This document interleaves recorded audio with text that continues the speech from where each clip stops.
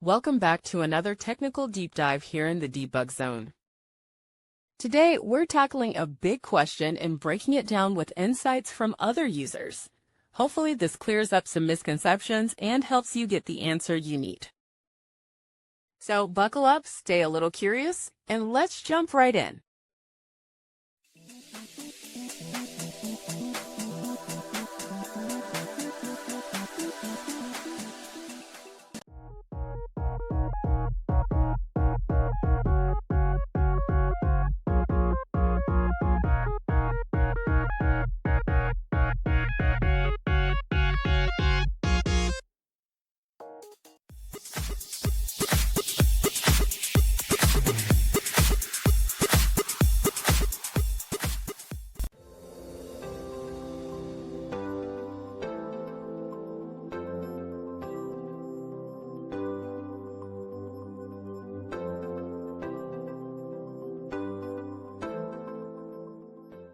And that's a wrap.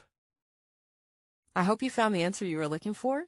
If you did, take a second to hit that subscribe button. It really helps out. And let me know in the comments which solution worked best for you. See you next time in the debug zone.